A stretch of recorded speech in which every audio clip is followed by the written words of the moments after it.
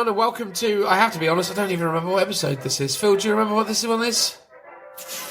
251? I mean, I don't know. 251, episode 251, everyone, of the Lookouts Warhammer 40,000 podcast. Although, to be honest with you, I don't think this one even really qualifies to have episode status. I'm just going to call this... Oh, it's actually 196. There you go. It would be episode 196, but the next one would be episode 196. This is like 195.5 or something. I don't know. As a result, like it's my fault. It's nothing to do with Phil. I'm poorly prepared. It's terrible. It's always Dan's fault. It is often, if not always, my fault. I'm sorry to everyone who has expectations of us. Me specifically. Look, at the end of the day, it's something, you know? Be grateful, everyone. Something is here. Exactly. Much like the Grotmus calendar. It's... Much like the Grotmus calendar, yes. Yes. Much like the AOS component of the Grotmus calendar. Yes. Is it what you wanted? We're not sure, but it's there all the same. Absolutely. It may or may not have been what you wanted, but it is, you know, what you're getting. And effectively what it is, and why I don't feel like we can even really necessarily give it episode status, is essentially, it's us having a bit of a ramble about the stuff that happened over the last few weeks while we've been away, talking about the upcoming 40k releases, talking about the upcoming Age of Sigmar releases, talking about our broad aspirations for 25, and then ultimately finishing up with an outro, which is just us basically talking a lot of nonsense about Krieg, because, or more specifically the guard book and what's going on with the rules in general, and a bit of a general faff. So, yeah, hopefully that sounds compelling to you, and if it does, stick around, because... Does it? I don't know, Phil. I just, goddamn. I mean, maybe people have missed us over the Christmas break, and they're fed up of their siblings and family members, and they just want to hear the voices of two random old Englishmen as if they're joining us in a pub. Exactly, that's what they want. That is the thing worth having in one's life. But what was I going to say? Oh, yes, obviously, thank you to the patrons. You guys are the best. We love you and appreciate you. If you want to be a patron, because, I mean, why wouldn't you want to be a patron after listening to this? You can. I wouldn't blame you if you didn't, but I'd love you if you did. That was it. We're not doing a 5-star review this time around, because, again, it's... Chartable stopped working. It's a whole thing. I really need to do a deep dive on that and fix that, so I will do when I've got a bit more brain capacity.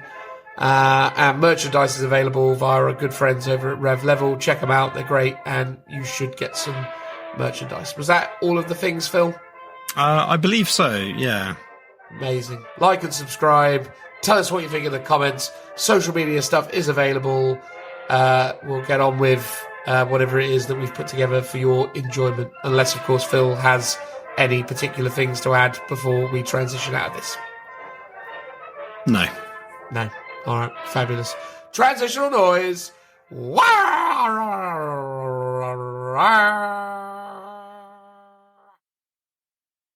Hello, everybody, and welcome to this, our very first Lookout Sir of 2025. What an exciting time, Phil, to be here this far into the history of the planet. Do you feel thrilled and or excited to be ever so slightly closer towards your inevitable demise, but also, you know, the theme and or setting of the Warhammer 40,000 universe? Only another, what would that be? Many thousand years to go, Phil, and you could be living that dream. I, too, could be a brain in a jar ruling the known universe. Wouldn't that be fun?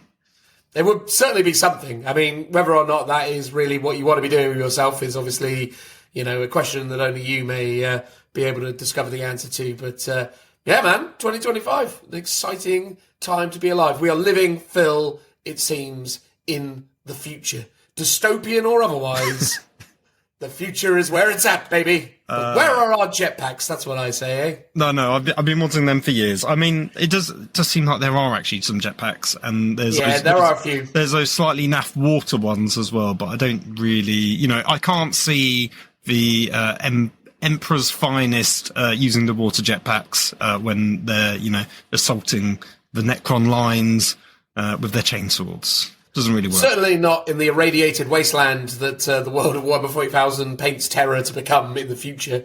I don't think there's too much in the way of an ocean in the 40k version of Earth, right? No, there could be a sand version of a jetpack. Oh, there you go. Some kind of elaborate event in that regard. I suppose it would have to kind of... Yeah, I imagine that's within the realms of possibility. Good work, Phil. There you go. And then maybe for a heating process, it could spit out like glass at the other side, so it could double up as a really elaborate, projectile weapon, as well as also a form of projection. You know what I mean? Movement. Yeah, projection. There's projection. There we go. Good. Wonderful. Well, look, everyone, first of all, this isn't going to be our typical Look Out Sir episode, mostly because life is a complicated mess of a thing and I've been dealing with a lot of personal dilemmas. So this is just me and Phil, having a chat about, where we are with, the hobby in the general sense, as well as obviously 2025 through the perspective of Look Out Sir. So it's going to be more of a chatty general convo. We will have stuck an intro before this, because, tradition dictates, but whether or not we actually find the time to do an outro or not between now Wednesday and it being released on Saturday is anyone's guess. I mean, Phil's busy tomorrow night, I'm busy the day after tomorrow, Dan. Are you? Are you busy Friday night? I'm busy Friday, not Thursday. Oh, fine. Well, then, in which case we'll probably have an outro after this, although Lord knows what that'll be. It'll just be more of this, I suppose. Yeah. But that'll be exclusively in an audio format, only available on the full podcast, which is available on Spotify and YouTube as well, to be fair, just without video in it for some reason, because we like to segment this. But yeah, Phil, 2025, an exciting new opportunity for hobby, an exciting new opportunity for Look Out Sir. Every, day is a new chance for something different, I suppose. But it's a really... interesting time ahead of us in 2025. I mean, there's going to be quite a lot of codexes. I speculated at one point there should be as many as 13 codexes that need to come out. I can't remember what all of them are now, or even if that number's accurate, but we know for certain in the immediate sense that we're going to get the Guard Codex. That's coming down the pipe. They've announced that the big pre-order box of that is going on pre-order this Saturday, so that's exciting. Will you be getting one, Phil? No, I don't think so. I mean, it was briefly tempting, but ultimately I think I'd rather just get the codex. And from that, if I need any of the new stuff, I'll then go off and buy the new stuff when I need it. But I don't need a bunch of plastic Death Riders, so I think it's a pass for me. You have the superior resin ones, you... Warhammer hipster, you. Yeah, and if I wanted to challenge myself, I think it could be a fun project to try and convert some of the original ones into the new poses, using the poses as a guide. If I had the time and inclination to do that, which currently I don't, but in the little back of my noggin, that idea is stirring away. Give them bigger claw hands, rather than those little weird little, geisha's feet that they've got on the all models. I want the small little clip-clop ones. Yeah, the mild claws, not the big mad ones that they've now got. Yeah, that's fair. They're just spreading loose. I think that's what it is. They lack the disciplines of the traditions of old, where they were more kind of. They had that more kind of ballerina-esque poise, and they were a bit more, well disciplined. This is a new, space horse with, a greater degree of disregard for the traditions of old, I'd say. Clearly that's the case. Yeah. Absolutely. You'd never see these horses perform a, at least compelling rendition of Swan Lake. I mean, that could be interesting, though. Exactly. Although I imagine it would be technically sound, but it would lack the heart, right? Like Data from Star Trek back in the day when he played the violin. Yeah. All right, fine. Anyway, so Imperial Guard are coming down the pipe. I hear from people who say things, rumours and what have you, that they're going to be a very good book. That's what I hear. They're already quite strong. Apparently they're going to continue to be strong, but not Not in a nasty sort of way, just in a very good sort of way, you know? Well, that could be good. Well, it sounds like they're doing quite well at the moment with the current stuff, so a codex should make them slightly better, but hopefully not worse. And some of the rules that they've previewed so far seem quite interesting. I think one of the weirdest changes, or biggest changes, is that the infantry squads and generic command squads have disappeared, and that you're now sort of forced to choose either a Krieg version, a Cadian version, or a Catachan version. And if you don't have one of those, you just still have to pick one, the one that suits you the most. There you go. Which is interesting. Exactly. Interesting flexibility options that you could pick and choose. It does seem a bit weird, but I'm willing to reserve judgment until the whole codex is out and we have a proper look through it. Yeah, I'm excited for it. I think Guard codexes represent a really interesting part of a 40k edition. I think Guard have always been an army that has kind of represented the more kind of honest version of the game over the years. They've not necessarily ever been super accelerant in terms of their power ability. They've never been like the strongest thing on a sort of one-to-one basis, but it's their overall kind of composition that makes them really interesting. And I think it really gives the rules writers an opportunity to kind of showcase some of the more interesting aspects of the design philosophies that kind of run through their design decisions. So yeah, I think it's going to be interesting to see how that's represented. I think at the moment where Guard is really interesting in the current kind of lay of the land is that they seem to have access to obviously quite a lot of very, useful, cheap bodies, which can be used for accomplishing actions, and then obviously combo that with some quite, small profile, heavy damage, high health units in the form of their kind of tanks and what have you. So I think there's that interesting thing where, because their tank range, although obviously the Rogel Dawn is, a slightly bigger footprint than the old Lehman Russes, those kind of vehicles seem to really add quite a lot of viability just because of their relative size combined with obviously the hordes of other troops, which seems to really work well in this edition. It definitely feels more and more that you need that kind of disposability for trading purposes, but then you also need that kind of, power. And I think Guard just sort of have that synergy really well unlocked, which is no shock why they've been doing well thus far and seemingly will hopefully continue to do so, because I like it when Guard are on top. It feels like a good addition when Guard are good, I mean, Guard have historically never been good except in 9th edition, so honestly I don't know how that statement can hold up, Dan, to any kind of scrutiny. They were very interesting and capable of good things in 8th edition. Yes, okay, fair enough. They weren't one of the consistent high meta, but they had interesting flavour and they had lots of opportunities to do fun things. True. I was just talking more, in terms of doing what you want them meta. When I say good, I mean, sort of middle. I don't mean good, ridiculous. Okay. Yeah. Like good, not great good or unbelievably good. Because that's the thing. It's the other codex that's coming out soon, the Elder, that enjoy that level of praise. Like that's always the way the game goes. It's like Guard have to be somewhere in the middle, and for no reason at all, Elder need to be right at the top because that is where they belong. Phil, they are the kings of the game, as well. Well, it'd be interesting if that ends up being the case, for sure. I mean, again, all the rumours suggest that it will be. Again, I don't really know. I really don't pay super large amounts of attention to rumours just because, they're rumours, right? And, they're fun to talk about, but ultimately I tend to just kind of wait to see what, Games Workshop have to say. But it seems evident, based on just the release of this Elder Codex, that there's going to be some efforts to obviously amplify Aspect Warriors, or at least there should be, given the fact that there's such a heavy emphasis on Aspect Warriors with this particular release. The thing that I'm most interested in both the Guard Codex and the Elder Codex, and I don't know when people will start knowing this for sure, but the stuff that's not in those books is going to be the thing that I find super interesting. In the case of the Elder, it feels like most of it will stick around, but there are a couple of random examples that could go.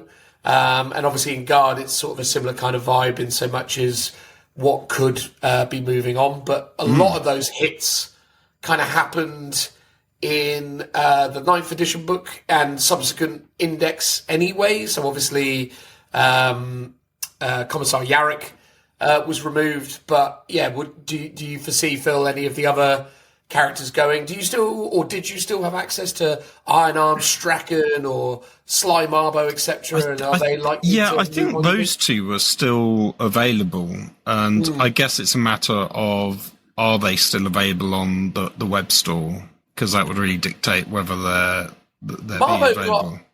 Marbo got a plastic release though, right? Albeit a limited run, but he did have a plastic. Oh no, he didn't he? Yeah. But you couldn't actually get hold of him on a general release, whereas the others tended to be mostly metal, whereas I think Yarrick's downfall was that he was Finecast and they were just ditching Finecast. So weirdly, if he had stuck with his slightly older metal version, he should have been fine. Yeah, it's going to be interesting to see if that's where it goes, though, if Iron Arm, Strachan, and who was the heavy bolter geezer? I've just forgotten his name now. Harkin. Harkin, that was it. Yeah. See if Harkin. I mean, again, if Harkin's still in it now, fair enough. He might be gone already, but that's going to be interesting. In the case of the Elder, we have 3 potential victims. The first, I'd be amazed if this happens, but I wouldn't be surprised. Which is Karandras, obviously the only absent Phoenix Lord from the range refresh. Karandras, the Shadow Hunter, did not receive a new plastic sculpt. Does that mean that that particular character is no longer in the Codex? We'll wait and see.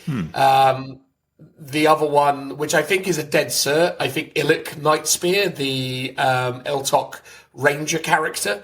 I really doubt that guy is going to make it into this book. I mean, most people probably have no idea who I'm even talking about. No, I don't. Exactly. There you go. So there was basically, I think it was either the 6th, yes, it was the 6th edition Elder book release, alongside Wraith Knights and all of that good stuff. They gave us a fine cast sculpt of a Ranger character, a Pathfinder character called Illic Nightspear. And he used to have a sniper rifle that had a strength D shot.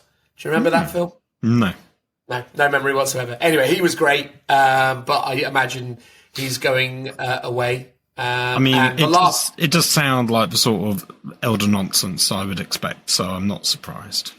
It did. It was hilarious. I definitely used him against you back in the day, Phil. I swear to God. Sounds about right. In the old games, the 7th edition, where you being like, look, I've got a Baneblade. And I go, but I have a sniper rifle with strength D. Plop! Yeah. And then, the last one, I think, who's probably... to me, I feel like he's a really, really good candidate for a new... In fact, all 3 of these could have been good candidates for new sculpts, but Prince Uriel, I just don't see Prince Uriel making it. He's moved to Finecast. I don't think Uriel's going to cut the mustard. If it is that Uriel gets a day in the sun, it'll probably be down the road with a Corsairs release or something. But I think Uriel Illic probably very likely to go, and I'll be intrigued if Karandras goes, or Karandras, however you want to pronounce it, because that's going to be a really interesting thing, because there is a lot of love for that character amongst Elder players. So I'm going to be intrigued to see how people interpret that if that happens. But we'll wait and see, right? I mean, who knows? It's one of the interesting aspects of 10th edition is every single 10th edition of release seems just underpinned by a sense of loss, because something always gets removed. So maybe that's what we'll see this time around. Who knows, Phil? And to be fair, I sort of feel like that will also be a trend carrying on into 11th edition as well, whether that's, vehicles finally being replaced with new ones, things like Rhinos and Land Raiders going, who knows what they're doing in the future, because there's still that aspect. Like vehicles and flyers are the one sort of holdover of old models that feel like they probably will replace them at some point. Like even things like the Lehman Russ, like the Sentinel got changed and that got updated, even though it didn't really feel like it needed it so much. But then when you look at the new one, you can see that there's a very big change. And with I sort of wonder if the Rogel Dawn is the Lehman Russ replacement, because if you look at a lot of some of the new artwork, the Rogel Dawn is front and center and the Lehman Russ is sort of hiding in the background, basically.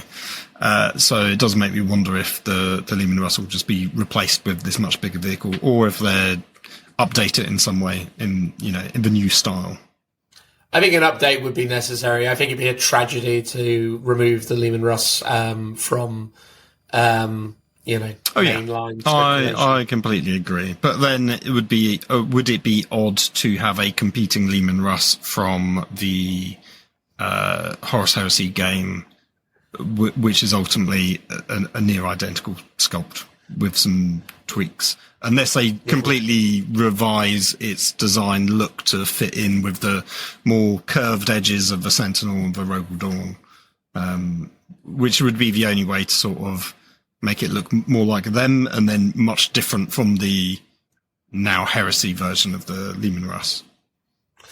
Yeah, I mean, it's interesting to imagine how that might happen, but I think, like, the Leman Russ is just such an iconic kit. I think they'd just probably keep it the way it is, because I think the minute you start, adding a bunch of curved edges to it, you start making it look like one of those Beetles, the old car. It'd just be like ridiculous. Like, it's not personally, I wouldn't want it to be changed, and I think the Forge World one is, or the Heresy one's the better version of the two. Fantastic. Yeah. I mean, Heresy on the whole is just fabulous, and I think they just do great stuff with it in terms of sculpts and other things. I mean, nowhere else was that more prolific than with the reveal of why have I just forgotten his name now? The Primarch of the Emperor's Children, Phil. Jesus, where's my brain gone? Fulgrim. Lord, oh Lord. I was going to say, and it doesn't matter, I was going to say Lucius, basically. And I was like, no, it's not Lucius. Well, Lucius's silhouette, I believe, has been revealed for the LVO preview show. Which looks very cool. That's a fine-looking silhouette. But yeah, it's weird, isn't it? Because obviously we got the Heresy version of Fulgrim, and it is a stunning miniature. And it appears an unparalleled sort of miniature, because effectively the 40k version of it, although I accept will be a much more robust kit because of its plastic construction and its sort of chunkier design features, although ever so slightly chunky. I'm not suggesting that it's particularly chunky. I think they did a very good job in plastic of kind of realising it and adding those features and kind of conveying all of the kind of serpenty elements of and demonic aspects of the character. But it is that thing now where you have to ask yourself, it's like, what? Obviously there's going to be a price differential as well, although probably not a dramatic one. It is that thing where it's like, I do feel like the Horus Heresy game kind of almost sort of yucked the main Warhammer 40,000's yum by putting out such a beautiful sculpt of Fulgrim for them to kind of follow and not do badly with by any stretch of the imagination. I think if the Forge World / Heresy version of Fulgrim didn't exist, this would be phenomenal. But with that in existence, it just sort of feels like a sort of weird, sort of like Funhouse Mirror version of it almost. And to be honest, I think a lot of people probably felt similar when Guilliman came out. And that's the only time we really had a direct comparison with a Heresy and a 40k Primarch model, because none of the others have had their sort of demon form in Heresy done. Well, we obviously had it with Lionel Johnson as well. The Lionel Johnson. Oh no, you're right. Yeah, Lionel Johnson. Is really cool, and it's cool in a different way to the 40k one. I think in both the case of Guilliman and Lionel Johnson, their Heresy sculpts are so dramatically different from what their 40k sculpts were that you couldn't really. It was more about, like, it wasn't so much about the technical prowess and ability of the sculptors, or even just the kind of techniques of bringing those kind of concepts to life. It was that they were just totally alien things, like Guilliman in Heresy is a very kind of Roman kind of emperor type character with a very kind of traditional heroic bearing and more of a kind of position of authority, is also and more of a ceremonial pose, whereas his 40k counterpart is very battle hardened and in much more of a kind of combative pose, and ultimately is adorned in all of this unbelievably baroque and insane kind of very kind of grim dark 40k armor. So the two minis are dramatically different from each other. Same thing with Lionel Johnson, where the Heresy version is this sort of very kind of action-based pose where obviously if you get the full kind of diorama set, he's laying waste to Night Lords and causing all sorts of havoc as he's kind of carving through them. Whereas the 40k one, obviously most notably, he's a much older man now and also is more kind of striding into battle as opposed to kind of being in the midst of it. And I think that's the thing, Lionel Johnson's 40k miniature is phenomenal, but so too is his Heresy one. For me, weirdly, both Guilliman sculpts are not dramatically incredible to me. I think they both have weird flaws to them that I'm not super fond of, but I think controversially, I feel like the 40k version of Guilliman I've just got more of an affinity with that sculpt than I do the Heresy one. The Heresy one, I always sort of look at his derpy face and sort of think, ugh, not for me. I think the Heresy one's probably one of the weaker Heresy sculpts, but I still think it stands up quite well. I think the 40k one is probably a bit of a radical departure in its design aesthetics from its armor, and I think that's the thing that probably people find a bit more disappointing with it, because it's very baroque and a bit over the top. The pose and stuff I don't mind too much. I remember people not liking the face all that much, whereas I feel like Lionel Johnson, is consistently visually quite similar. Yes, you see his face and he's a lot older in the 40k one, but he's still got similar kind of armor, albeit, stuff has changed over the years. But the journey of that model feels quite similar to each other as opposed to a radical departure. Whereas Fulgrim's obviously is similar, but has also, there are some distinct differences as well. And some of it is probably quite good, like the wings being smaller and more encased around the model. So it feels like a lot more, easier to transport as a practical gaming piece, whereas I think the Forge World one is probably a bit of a nightmare and is much better suited to a display piece.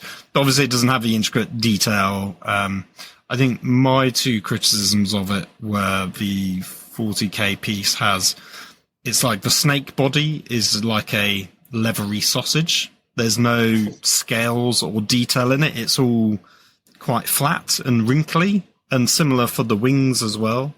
And I think actually those will be a lot harder to paint when you're given a much smoother surface, whereas the Heresy version, you can see sort of snake scales on the body, and it's cool, whack some contrast on that or dry brush it, and it would be relatively easy to paint, whereas you can't pull that off quite in the same way as in the 40k version. And I think that kind of lack of detail, I'm assuming, might be just a limitation of the plastic and the number of sprues that they could do, so it's not built into a million pieces.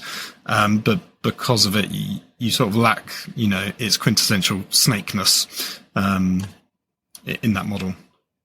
Yeah, it's just something about it that, I just think, again, I think without the Heresy Mini, that thing it will be stunning and incredible and impressive.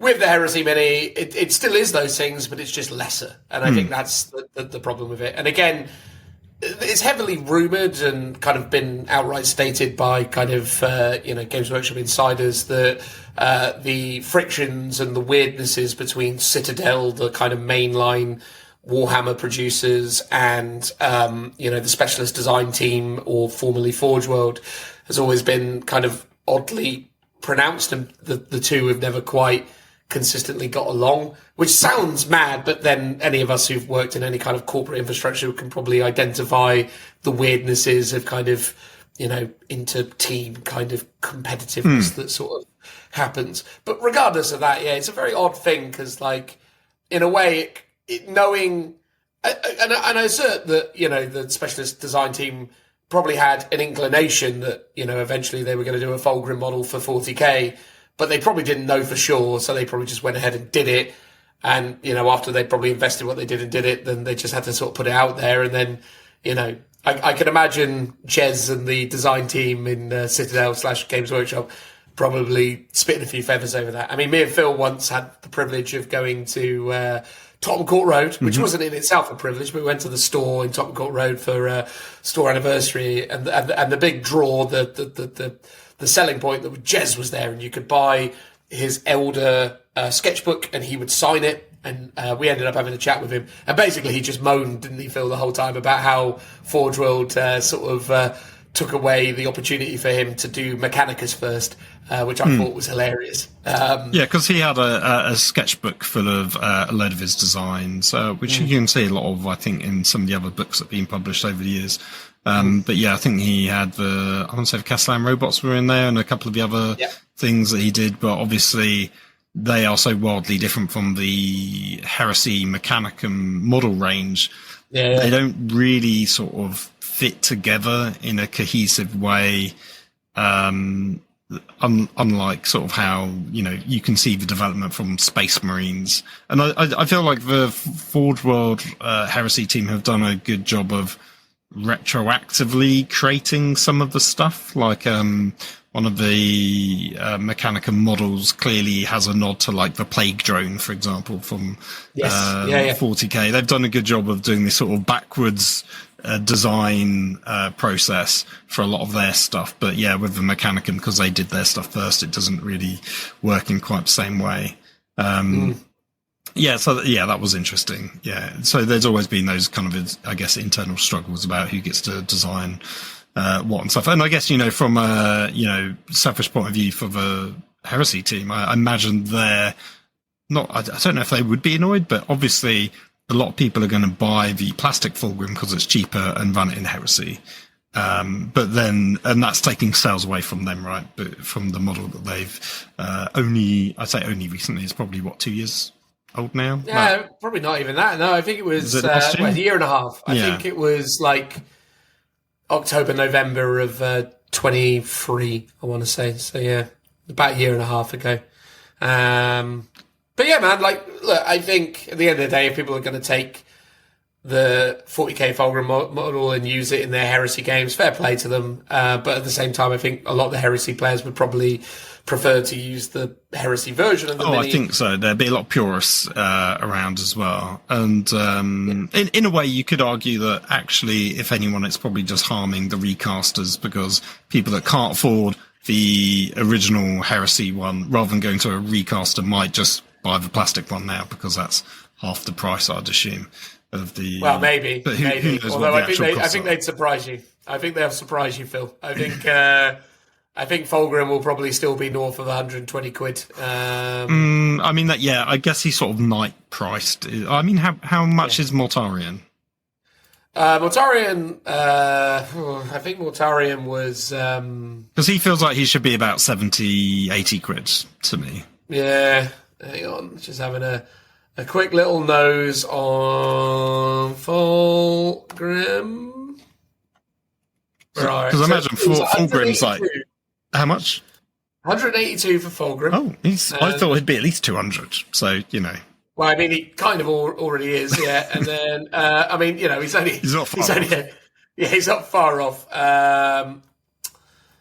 So many potential options for MOR.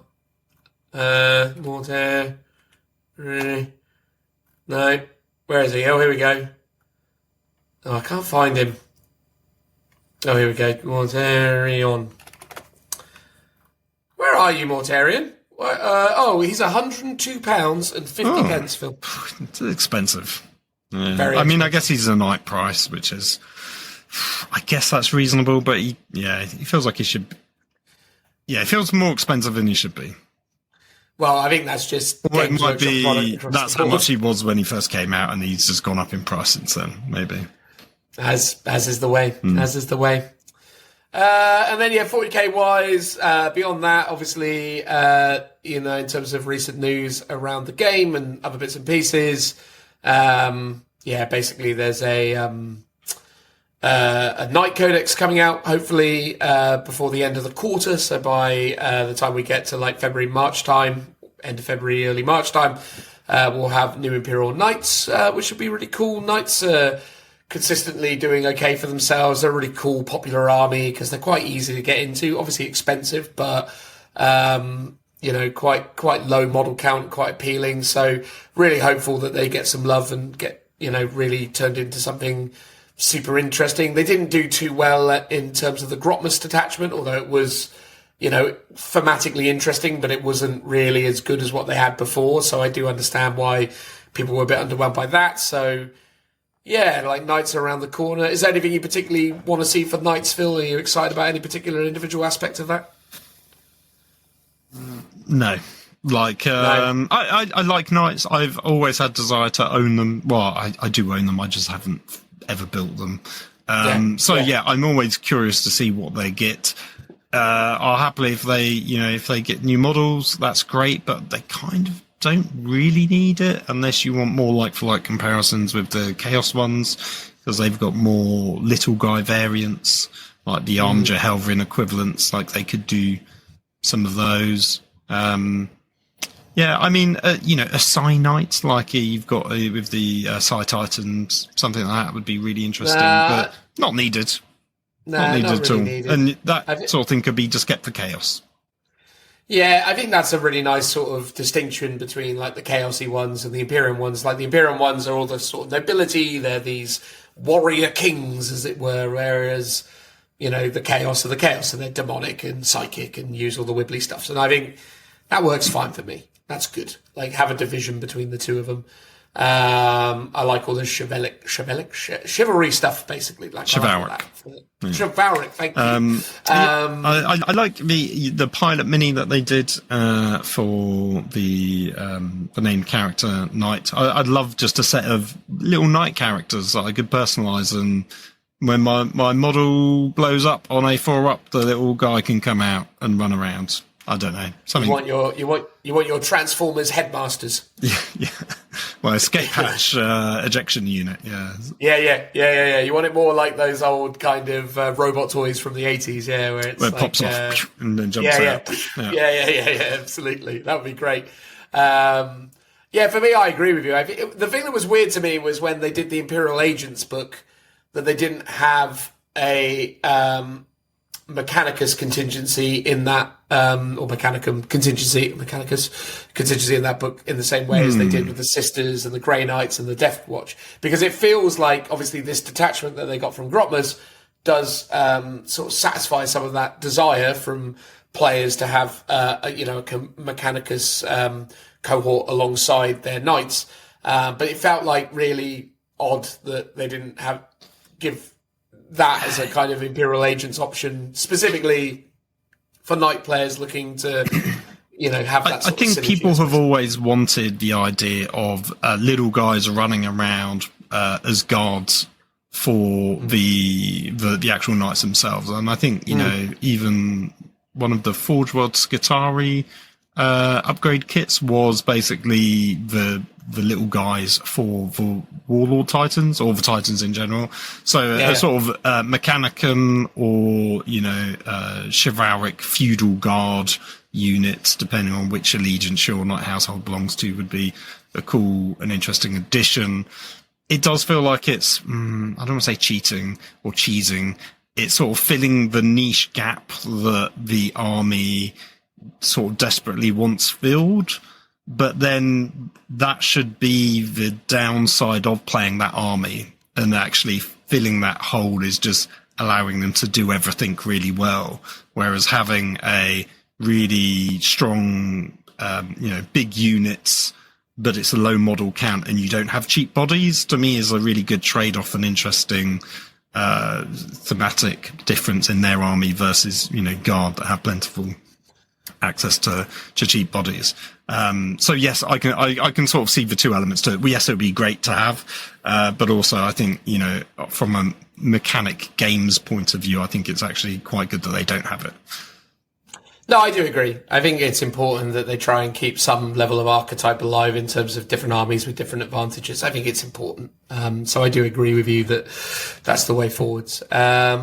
But yeah, I think that's it in terms of the 40k stuff that's been going on. Obviously, Auric War Clans, when it comes to Age of Sigmar, coming out real soon. I've pre-ordered basically the whole thing, everything that's new. I've pre-ordered, so I'll be getting my tower and my endless spells, as well as the the book. Did you get your Hobgoblin?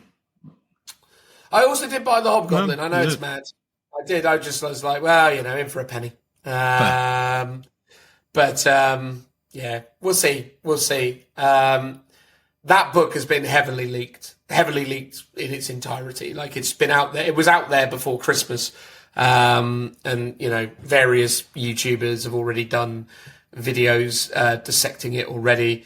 My vibe on it at the moment, based on what, again, I would call rumours, but they're not really rumours in this particular instance, is that the book seems very underwhelming given where the army was at already. It has some interesting army of renown options, but ultimately it's not a very remarkable army. And Ironjaws were already in a weird spot. Crawlboys had some viable options. Ironjaws now feel like they are very much being pushed in the direction of Ardboys with a side of Ardboys. It really feels like that's where they want it to go. Which is fine. I mean, if that's what they want, that's what they want. But, for me, it's very interesting to see how it's going to work. But obviously we'll talk about it when we got the book, and we can do a little segment where I'll run through it. But, yeah. And again, I really respect and appreciate the design team of Age of Sigmar and their ability to make things better. I think changes they brought around in the Age of Sigmar balance data slate update thingy that they did actually have helped Ironjaws a fair bit, but not significantly enough. So yeah, I'll reserve judgment basically until I've seen the points and also how the regiments are formed, because that's really going to be the thing that really informs how the army works. What I hope to see is either a war chanter or a shaman getting the ability to take a war boss character, because at the moment there are only 2 lieutenant, sergeant, war boss characters that you have access to.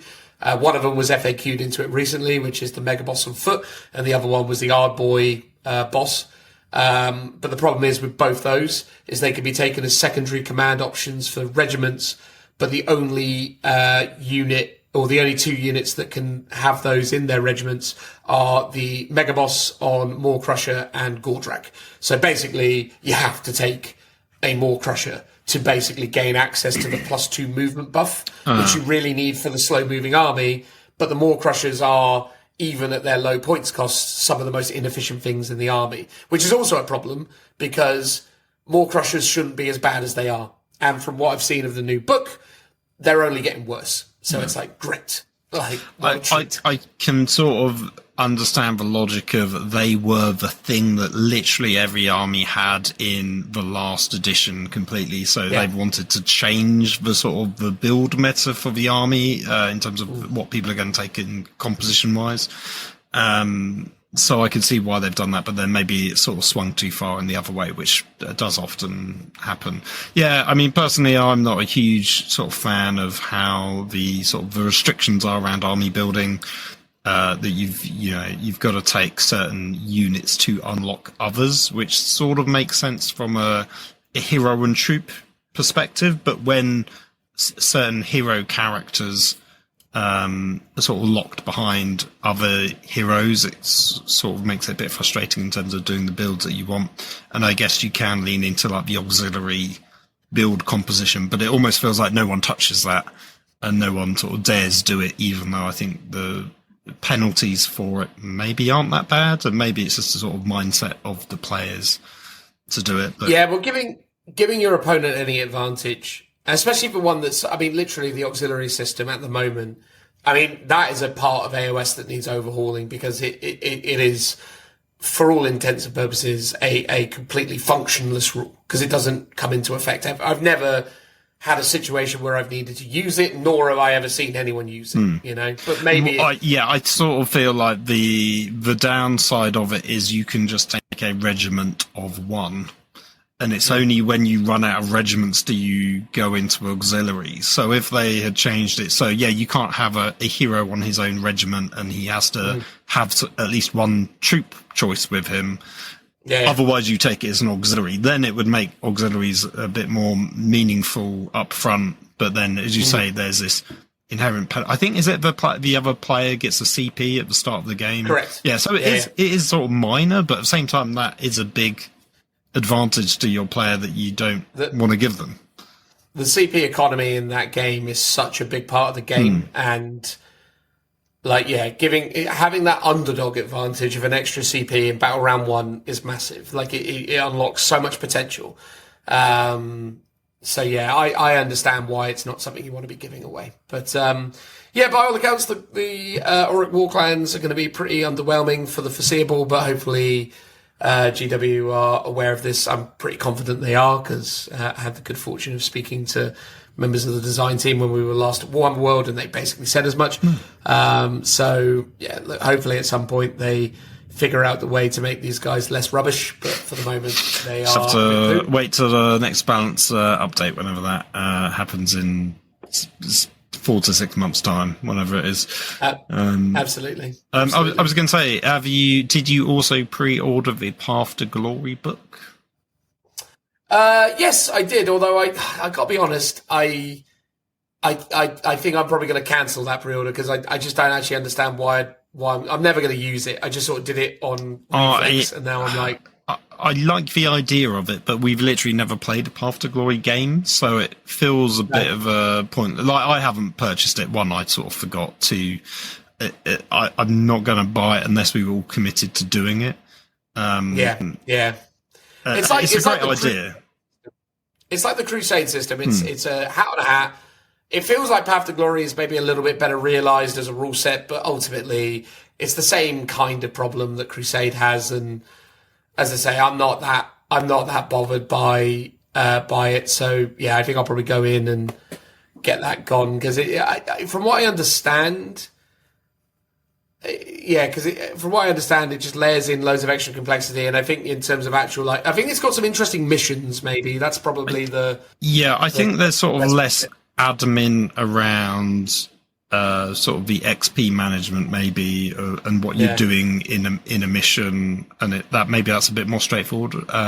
But that's mostly going off of what I read from the last edition of Path to Glory rather than this edition. But it does feel like you can customize and create and tailor your heroes more, which is one thing I really miss in both 40k and AOS. So that element sounds quite good, and it feels like you're doing that more around your heroes. And you are upgrading units, but it's not quite as prevalent, I think, in the same way that you're doing it in Crusade with your regular guys. Yeah, I mean, for me, I understand that people like that sort of thing, and obviously for the people who like that sort of thing, that's the sort of thing people like. But for me, it's the RPG element. It's very rare that I like fun games, and I like themed games, and I like asymmetric games, and I like settings. I like storytelling through gameplay is still something I find very compelling. However, I really don't play tabletop wargaming for role-playing. It's not really a functionality of the game that I particularly enjoy, because I think, there are rigidities and limitations of the kind of core concept of the product, the game, that, make the role-playing element a little bit more difficult. I always remember back when I would watch, say, like Tabletop Tactics, like role-play games where they would kind of add like stories to 40k, and they'd have basically all they ever ended up being was a lot of flavor text at the start, and then a few little kind of quips in the middle where they would refer to a character by name and whatever, and they would have an anecdote thrust upon them, but it didn't feel like they had much agency in that, other than that they were putting it somewhere to do a thing, and whether it did it or not was dependent on dice rolls. So it's almost, which is ultimately true of RPGs and tabletop RPGs and all that stuff, but it just feels oddly different in 40k and Warhammer. So I just, for me, it's like, you know what, I don't always need to play competitively, and I don't always need to play to win. Sometimes I like, more thematic fun games, but to me, like the idea of a kind of consistent role-playing campaign through tabletop gaming, it just feels, it just doesn't compute for me as much as it does. Fair. I would counter that and say it's not role play, it's storytelling. And ultimately, they're kind of the same thing. It's like the same means to an end, maybe.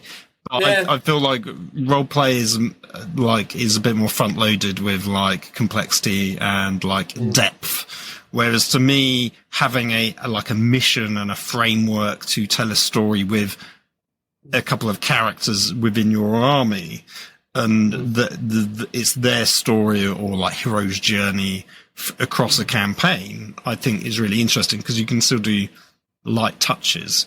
But I do get it when you get bogged down with sort of stats and every single unit has a different ability or several different abilities and stuff. Then it gets a bit too much. But like with all things, like even with Blood Bowl and More Time, it all starts off nice and easy.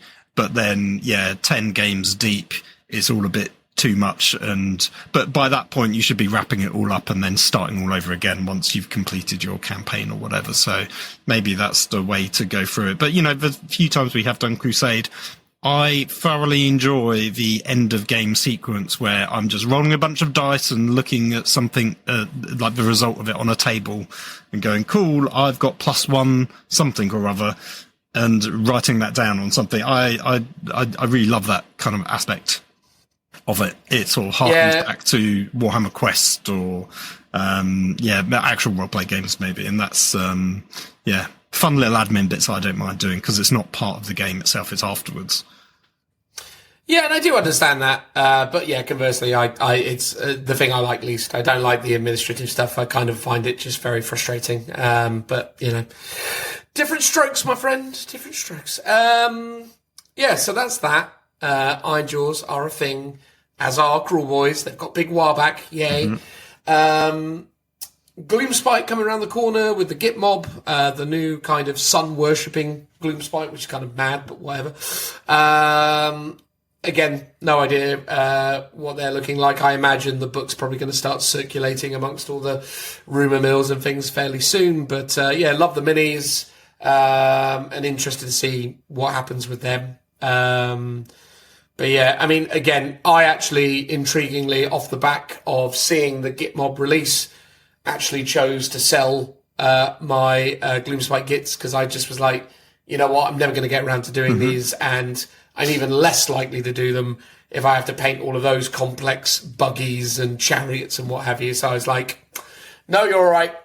That can go away. So, I offloaded that to Joe over at the old Liam Dempsey channel. So he's now got possession of my, Gloomspites. Although I did keep the Regiment of Renown that is currently available with the Rabble Rouser, just because I like. He was your fave. He was your fave. He is my fave, but he's still my fave. Plus, works with other armies that you own. So, yeah, indeed. So I'm interested to see how that goes. But I've always AOS. I mean, it's an interesting time of AOS because we're now half a year in. We know that obviously a new GHB is round the corner. That's probably going to rear its head in in 5 or 6 months' time, and so it's really just going to be an interesting period of gaming with it. On that note, me and Phil and Sean and Rich are going to be getting together at the end of the month at Warhammer World and playing in a doubles. Have you added anything new to the army, Phil? Your 1,000 points of horses? Nope. Mostly because everything went up in points, so I had to remove stuff from my list. I think I basically had to take out a whole unit of Hex Wraiths to make my army valid. Amazing. Yay. I've not had I've had weirdly little hobby time over the Christmas period. I was thinking about stuff to add to it, not really for this event in particular, but just in general, because I still need to build them up to 2,000 points without having to borrow models off of our buddy Sam, which I'll do at some point, but I've not got around to it yet. So I'm just doing an all horses themed list. I toyed around with a few options and was just like, I'll just stick with that one because the prices were they went up quite a bit, I think. Well, you're partnered up with Sean, and obviously the two of you won a Best Painted award together when you played at Warhammer Fest in 2023. So odds are you might well get yourself a cabinet position at the very least. I mean, maybe. He doesn't know what he's taking yet. So, because if he does his horse option as well for sub like grave lords, not graveyards as I always like to say, You do. they would look very good on the tabletop because I think colour wise they match up and basing wise they do look quite good together. But yeah, I don't know what he's actually going to end up with. So I'll find out on the day probably. Classic Sean. Yeah. Me and Richie are doing Skaven and Trogs, so that's going to be fun. With new armies? Both new armies. I've painted 20 clan rats. I've painted 2 out of 3 narwhals. I now just have to do... Okay, Dan, sorry to interrupt, but why have you not just painted all 3 narwhals at the same time? Why have you not batch painted those? I don't know. It's my way out. I'll just do one at a time. Yeah. Slow and inefficient. I hope you're not doing the clan rats one at a time as well. I was doing them 5 at a time. Okay, that's manageable. That's fair. Yeah. Trying to do all 20 at once is my style, but it is a bit much. Yeah. Yeah. No, I've done them. They're done, so it's Nice. fine. You know, that's progress. Although I changed the list again yesterday because I really kind of reevaluated the necessity of taking the Giselles? +2 the +2 movement buff on them because already they're movement 6, so do they need to be movement 8? It's really unnecessary. Is that model giving them, or is that the new detachment thing? Yeah, so it made me have to take a specific type of like command choice, and it wasn't really gelling with me because I was like, I don't really want to take the Grey Seer. It doesn't make any sense in my list. So instead, I've taken out the Grey Seer, changed it out for a Warlock Engineer, and now I'm doing 2 regiments rather than 1. But it's what it is. So there you go. That's the vibe. Yeah, because wasn't it if you had more drops than your opponent, you got the extra... You get the extra bodyguard, well, not bodyguard, the extra general's regiment ability if you got more drops. and one of them could be the movement one. It could be, yeah, absolutely. But, you know, ultimately, me and Richie collectively will be a free drop army, which is still fine. You know, free drops is fine. I guess they haven't explained how the heroic regiment, the bodyguard rule works with the doubles formats. Like, do you get your own bodyguard rule each, or is it one per That was how army I interpreted it. Because normally you select one to be your warlord, but they both count as generals, I think, in previous ones. So it'd be interesting to see how that works, because I'm sure we played it before where the bodyguard rule's been intact. Or was our last doubles... No, last doubles edition? was third edition. Okay. So, yeah. Again, I'm sure they'll come around and tell us. I mean, usually, because it's not a super duper try hard tournament type thing, it's more of a Throne of Skulls-esque kind of. I imagine Richie's already had an email, but he's not seen it and told us about it.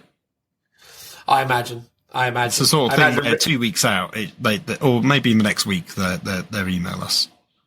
Yeah, I'm sure they'll figure it out. They'll go, oh yeah, we got to clarify some things, and then we'll do so. But yeah, excited to play in that. I think that's going to be super fun. Skaven have been great. I've done a lot of play testing with them. Really love them. I think they're a very dramatic change in gameplay from the Ironjaws, so they've been really good, and really excited to get those on the tabletop at Warhammer World and see how they perform. And I think Richie's Trug army will complement it really well. So he's, he needs the +2 movement buff. Well, exactly. And that was also the thing I was thinking. I think actually really it would probably make more sense going on his stuff. And yeah, so I think, because mine is very range based, and his is obviously very melee and durable. So we could definitely set up a lot of really interesting, play, where, he can essentially, get in people's way and I can blow them away. It's going to be great. Nice. That's nice. Yeah. That's the vibe.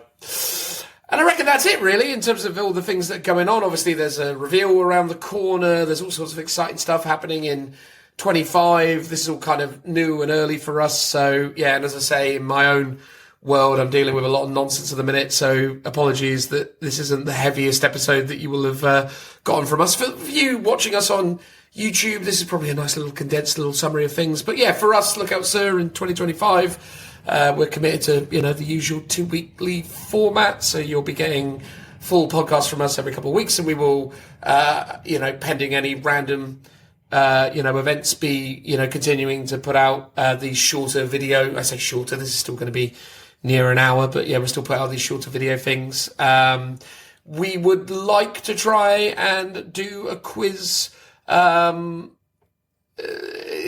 some point in the coming future, because we are aware that we missed the Christmas one. Again, that was all kind of wrapped up in everyone's general isms over the holiday period. It's been a bit of a troubling one for various reasons. So yeah, we basically just didn't find the time to get it done. Apologies to those of you who really enjoy those. I mean, obviously we really enjoy them. It feels really strange to have not been spending many hours in the run up to Christmas editing a quiz. And it's great for me as well, because I enjoy it, because I get the joy of receiving files from Phil where he's crafted all of these beautiful segments with the scorekeeper and so on. So I got to miss out on that this year. So, I'm excited to hopefully get to do that later on, but not so much later on that we may as well wait till the end of this year. But that's it, I think, with Look Out Sir, really, isn't it? I mean, we're just more of the same. Again, on the numbers and stuff, I mean, something of a milestone, although a relatively unimpressive one, I suppose, to some. We did achieve 1,000 subs on YouTube, which is really great. Exactly, a positive result of us doing video stuff, and maybe something that will continue in a kind of positive trajectory going forwards. Who knows? But yeah, as always, I suppose, really, I mean, yeah, I've said a lot of stuff. Phil, was there anything you wanted to say in regards to Look Out Sir at this point in time? No, the general ramblings are, it's been a somewhat disorganised December, January, but we will land on our feet firmly, and we will, I think the next episode will be back to our normal sort of routine of a ridiculously long episode, probably, and, punishing Dan to get it all edited in time, as always. Always. The whip will be cracked. I deserve it. But, that's it, guys. So, hopefully you enjoyed that segment. If you have, why not let us know? All the usual social interaction things, comments, subscriptions, likes, all that stuff, why not, hey? But, sincerely, thanks so much, everyone. We hope you have an amazing 2025. We're really optimistic about it. I think, this is going to be a good year for Warhammer, a good year for Look Out Sir, and a good year, hopefully, for all of us. So, thanks for checking us out, and, see you next time. Transitional noise.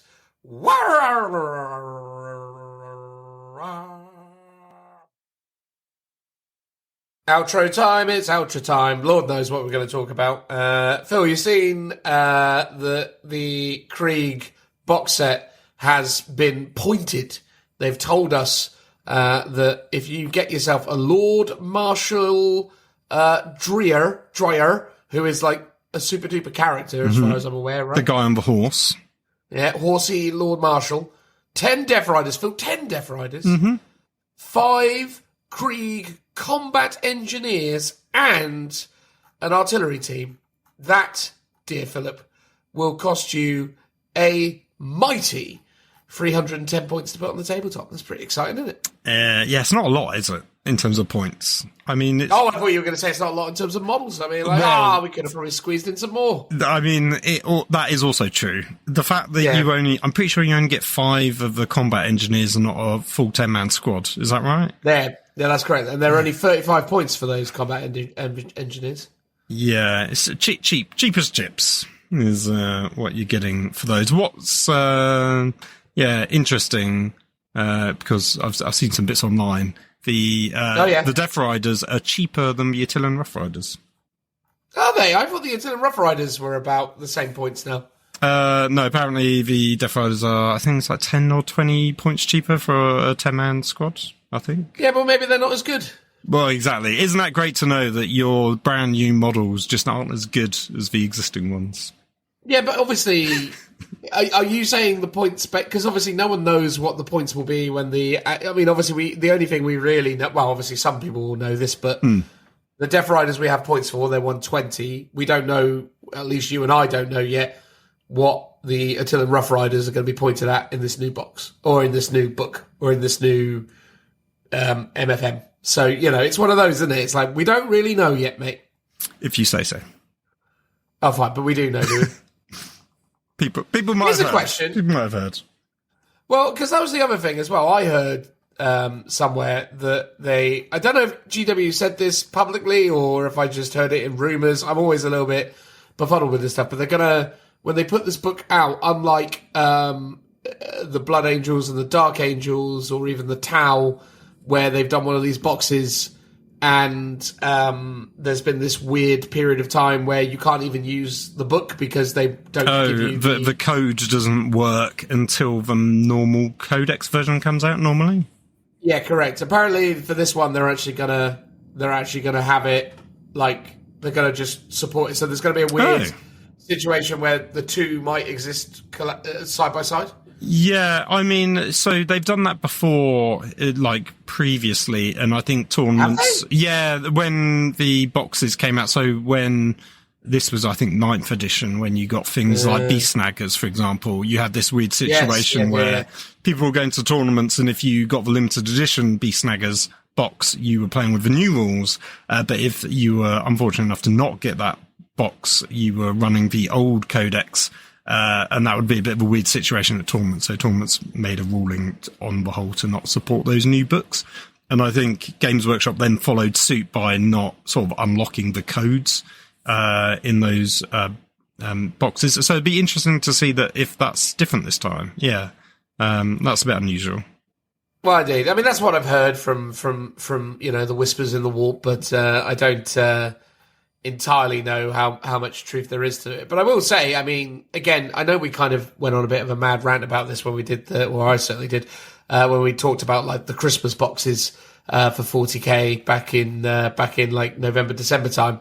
It's one of those things where it's like, I mean, at what point, like 310 points is not very many points, is it, for 100 how much is this thing going to be? Well, yeah, probably 120 at least. I would have thought, based on their current standards. It's not it's not a lot of points in terms of the price that you're paying. But then, obviously, some armies always fall into that category. Guard will be one without tanks. Gene Stealer Cult is the classic one, and Admech as well.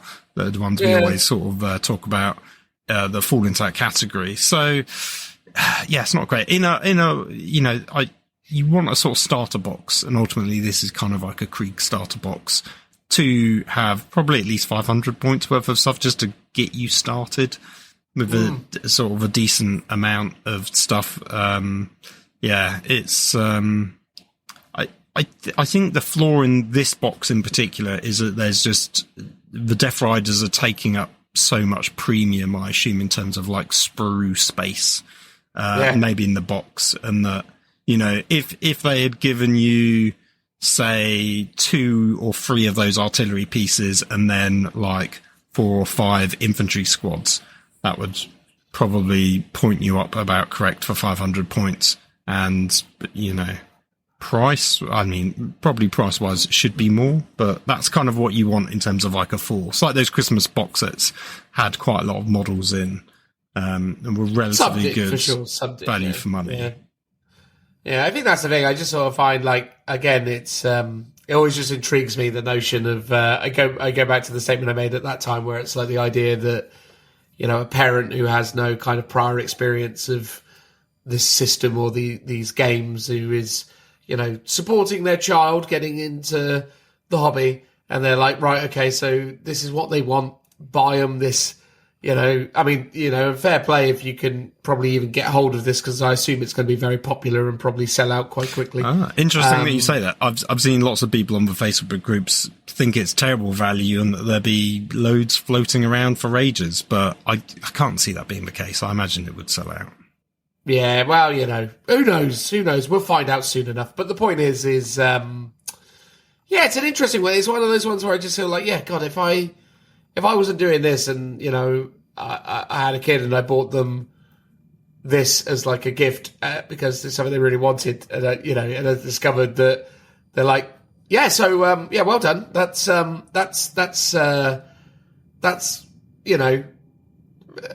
quarter of what you need to play a small game. What you need now to make it 985 points, according to this thing, right? 20 Death Korps of Krieg. So, I mean, Lord only knows how much they are £55 at the moment because they have a kill team price, I believe. So there's an extra £5. For 10? Yeah, for 10. So that's... There you go. So, all right, fine. So that's 110 55 is just so much for a squad of 10 models. God. Especially when those 10 models are 60 points, Phil. Yeah. They've sort of... I don't know if this is some deliberate ruse, but obviously, you can get your tinfoil hats on and think about this. But they've just recently redone all the kill teams, of which the Krieg Guardsman one features. £42.50. Oh, 42. Oh, well, they're not as bad as I thought, but I think they're still £5 more than they used to be because they're added on a premium for basically some cards and tokens that are in there now. Yeah. So there you go. So only £85 for them. So there you go. That's almost Forge World prices. There you go. So currently, let's say if you're doing this through GW, we'll round it and we'll say so far you've bought the official box, which is giving you a codex and all the other bits and pieces. No, that's true. You get a codex in that, yeah, and you get your data sheets and all that stuff. Ooh, exciting! And then you got your 20 Krieg, so call it 200 quid at this point. Krieg Command Squad, you can't buy the Krieg Command Squad currently, but the current Cadian Command Squad is 28 quid. I assume because Krieg are cooler, they'll be 30 quid. Probably, yeah. Probably. So although the Cadian ones are new as well, so... That's true. It's not like they're the Catachan ones, which are really old. Well, look, for the sake of argument, we're just going to say that it's 25. 230 quid right. for the whole thing at this point. Krieg Combat Engineers, again, Lord only knows, but again, maybe they're a 30 quid box as well for 5 of them. I mean, it's sort of in line with what the command squad costs. An artillery team, again, artillery teams don't exist currently, but the kind of closest equivalent would be the... Like field ordnance battery, maybe? Field ordnance batteries, yes, that was the term I was trying to look for. So they're £34. So where are we at now? We're at 300 at this point, aren't we? And then a couple of heavy weapon squads, which again... There is a Cadian equivalent. Yeah, so call them like 30 quid for those, so 330. 360 because 2 of those. And a Rogel Dawn battle tank, which in today's money will cost you a whopping great... Where are you, Rogel Dawn? What, 60 quid? Or was it less? There you are, 60 quid. Oh, it's 60. So there you go. Yeah. There you go. Call it 400... Call the whole lot bought from Games Workshop 420, 430 quid. For 1,000 points. There you go. That's pretty steep, isn't it? Yeah. Steep. I mean, obviously that's a very infantry-heavy list. If you went for more tanks, it would be a lot cheaper. But if you're doing a Krieg Siege artillery list, which is the main theme, I would say most people are drawn to for Krieg, obviously that can include horses and stuff like that as well. But ultimately, it's a lot of infantry. Like, it's, you want at least minimum 5 squads of infantry, I would say, whether that's elite or otherwise. So that's just, going to rack up a lot of points. I guess a lot of pounds, to be fair, more than points. I mean, it just, it's one of those things where, it's wild, really, to think about it in terms of where they've landed on the price percent. I mean, obviously, look, as stated here, the Rogel Dawn battle tank is $260. They will cost you from GW £63 and 25 pence. You can only actually, I think they come in different variants, don't they? So you can take more than 3, or are they only, I suppose we don't know yet. I would assume there's 3, there's different weapon options, but I think they're all the same data sheet because that's what it is currently. There is, I believe, because I've mentioned there's a Rogel Dawn Tank Commander option, which I assume is a separate data sheet, so that could get you an extra 3. So I guess you could only have 6 in total if you really wanted to go crazy. Hopefully, I mean, I would love it if there's still a Lehman Russ tank commander in some fashion. That'd be a bit disappointing if there's only the Rogel Dawn as a tank commander option.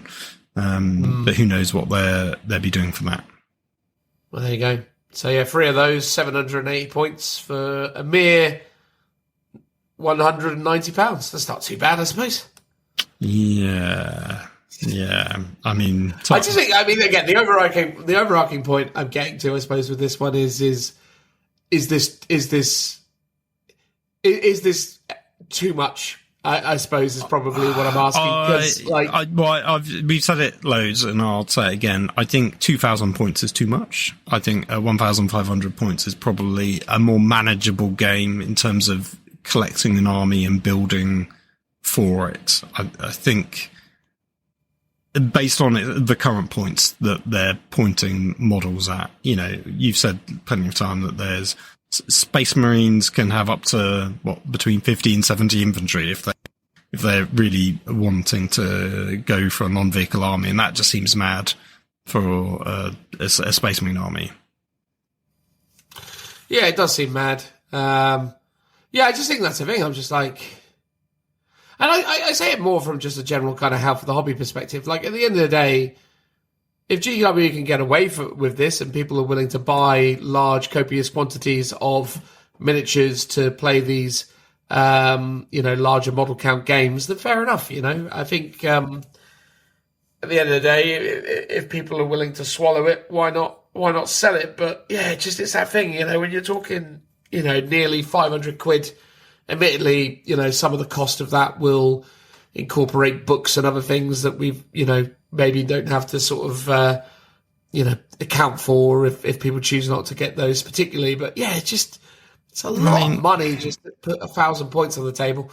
Yeah, I was going to say, if you want a knight army, how much would that cost you for 1,000 points? Because that's normally one of the more efficient armies to build. So, I mean, technically you could get a knight army on the table by GW prices for whatever 2 Imperial Knights cost. About 100 each, 100 and something. Yeah. So an Imperial maybe 250, Knight, 240. Is there no listing for an Imperial Knight? You type in Imperial Knight and it's not there. Oh, there he is. Yeah, 110. So 220 quid. Okay. I mean, it wouldn't be a very good army, but it's 1,000 points. I mean, again, it depends, because if you did Knight Gallants, they're 380. So 2 Knight Gallants are just 760. So you would still have 240 to spend on some other stuff. You could put an Armiger in there, and that would leave you with 100 points, and then maybe you could get some Assassin.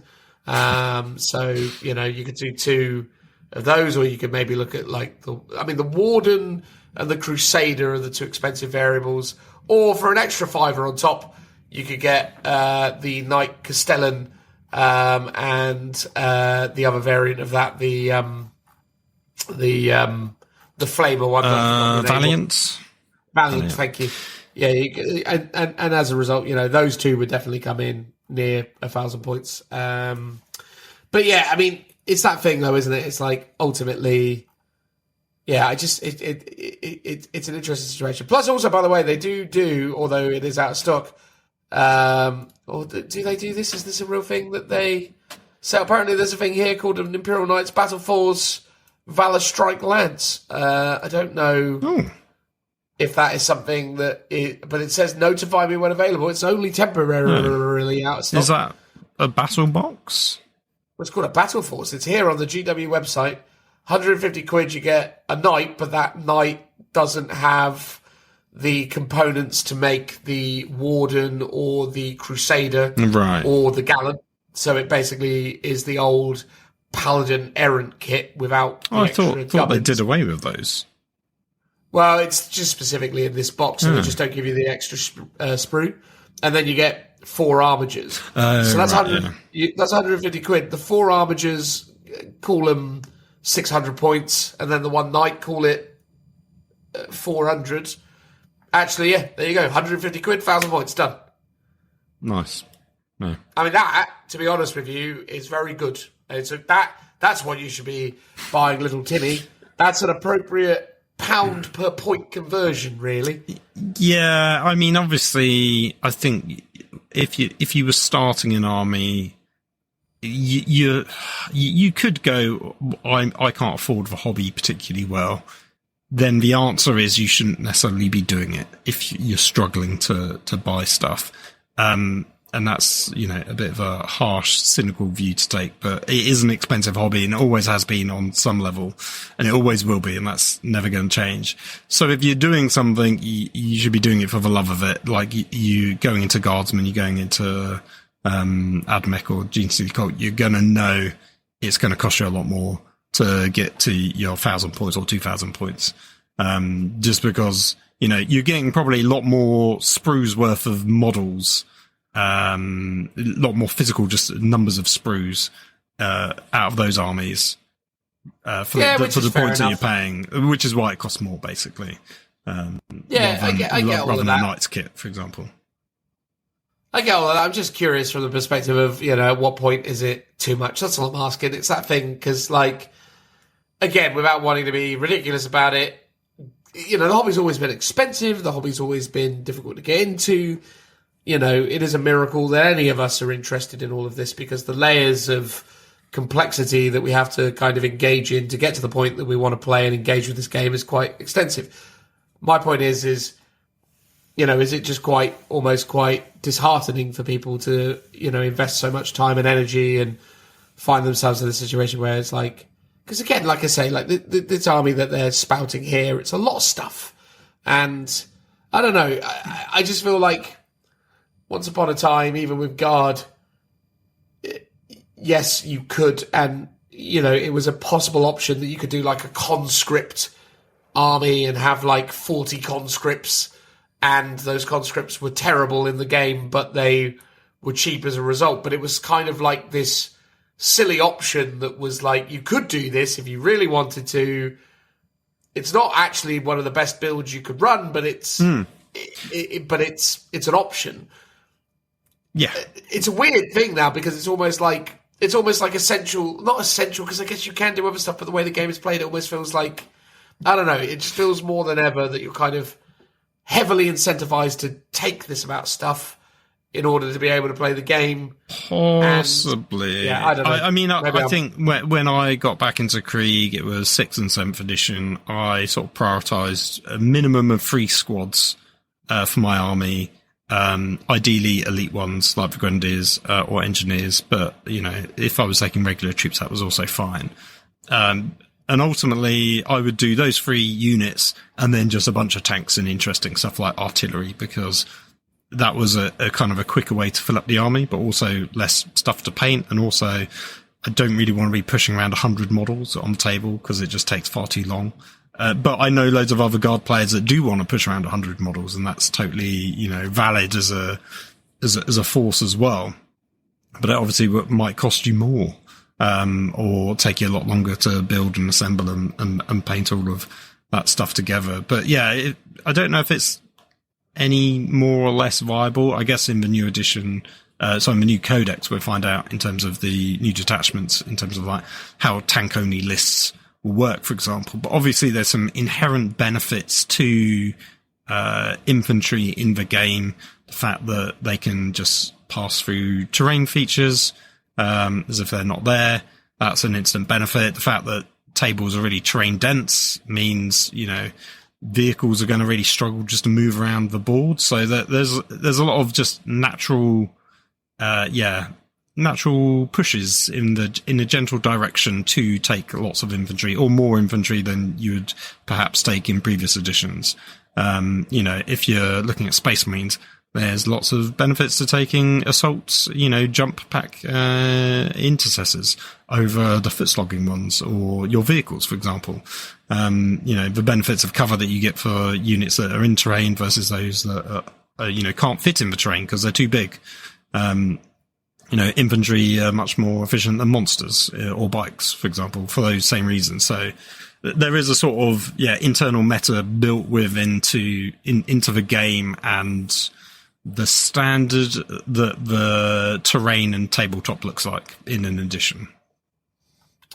Yeah, no, I do take on board all of that. I'm just intrigued, I suppose, is all I was saying. Yeah, I mean, again, obviously you do have options, and you are right. Like, you do know what you're you theoretically know what you're getting yourself into. And again, I mean, at the end of the day, if people want to, spend many hundreds of pounds purchasing these really, and then skillfully painting these really beautiful guard armies, good on them. I think, those are people who should be celebrated and appreciated. And it's quite nice at the moment that, they're being rewarded with quite, a strong army composition that plays relatively well at the moment. So, yeah, I mean, fair enough if that's what you're into. And again, I'm not trying to, be unreasonable about it. I'm just curious, because when I read this stuff, it's kind of the most consistent thing, especially Broken Record time, when you play a lot of Age of Sigmar and you look at the comparison. Now, I know the thing is with Age of Sigmar, it's less popular, so theoretically it works to their benefit to, make the barrier to entry easier. But it is that thing where it's like, you can look at, I don't know, like a box set that sort of comes with like AOS, like for example, you could pick up a spearhead of some description. So if you were to, what's an army I understand relatively well from the outset, you could buy yourself the Iron Jaws Big Mob Spearhead, and on current points, you would get 200 points worth of brutes, 160 points or 180 points, of Ard Boys. You get yourself 200 points of Mega Boss, so you're looking at 400, 580 points of those, and you can also get the Wreckers, which are about 130, maybe 140 points. So once it all comes out in the wash, you go, well, it's 400, 580, call it 700-ish points, 750 points. It's pretty good. So you go, cool, I've got that spearhead. I'll, maybe buy another one. Not that you maybe want to... No, I think more likely you'd just get a combat patrol, which would be a couple of, 300 points. But they're spearheads now, aren't they? Oh, spearheads, sorry, yeah. Yeah, so that's it. So it's like 8750 for that on GW's site. Then you could probably buy another one of them to reinforce all three of those units and, sack off or maybe use a second Mega Boss. But yeah, reinforce all those units. That will have cost you 170 quid. And at that point, you're basically sitting on something like 1,400, maybe 1,300 points. And then all you just got to do is go, cool, I'll get myself like a couple of extra characters or maybe a big kind of centerpiece model like the Maw Crusher. You're basically there. How much would that cost? Well, I mean, if you went with the Maw Crusher, I think they're coming in about 100 quid by GW prices right now.